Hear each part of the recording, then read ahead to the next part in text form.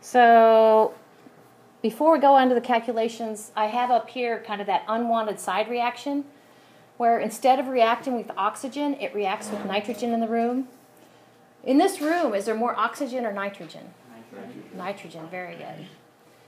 And we're going to talk about yields, and actually this unwanted side reaction could give us lower yield than we wanted. But okay, so calculations. Hurry up. Okay.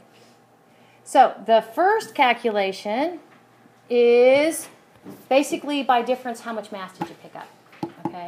First calculation, that ash you got back, that's the mass of the product. Okay. Minus the mass of the magnesium, it should be about 0.3, but you're going to know it to 3 decimals actually, aren't you? And by difference, you get the mass of the oxygen picked up. Calculation 2, you're supposed to calculate the moles of magnesium that you started with. And we've been talking in class how to do this. And what does MM stand for? Molar mass. Molar mass, yep. Okay, so can you see where step number 2, you're going to use that 0.3-ish number. Look up the molar mass for magnesium and use it to get to moles of magnesium. Step number 3 is to calculate the moles of oxygen. And we're going to do that from the mass of oxygen using oxygen's molar mass. Now, one thing about it is we talked about how oxygen is one of those elements that's special and it buddies up, okay, as it's running around the room. But we're not worried about O2 molecules. We're worried about oxygen atoms that have combined with your magnesium, forming the magnesium oxide. Okay, any questions about that?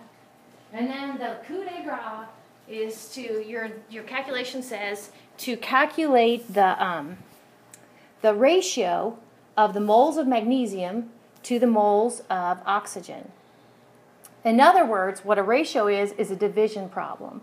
So here's how I explicitly say, you take your calculation 2 divided by your calculation 3, okay?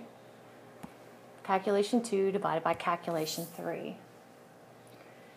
So when we look at the formula for magnesium,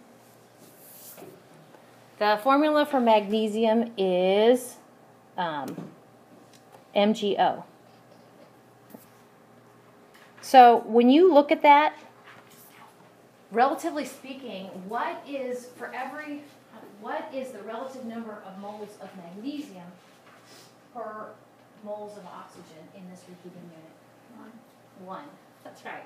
It's a 1-to-1 relationship. Water, H2O. What's the relative number of hydrogen atoms to oxygen atoms? 2 to 1. We can take atoms and scale it up to moles. For water, what's the relative moles of hydrogen atoms to moles of oxygen atoms? 2 to 1 is the exact same thing. So if you end up, are we all on the same page about if you do these 4, so this is like easy compared to what you guys are handing in for today for your lab from last week. If you do these 4 calculations and bring them when you come to do your lab, or take your test, sorry, when you come take your test next Thursday at 1 o'clock, you don't have to do the first part, the experimental part and summary. If you go ahead and need to do the complete semi-formal lab report, I need to see in your discussion something about question number 4. I need to say, what did you come up with? What was your relative number of moles of magnesium to oxygen? That would be the discussion part of this. Any questions? Okay, goggles, everybody. I have goggles in here if you need them. And let's hope that we get gas.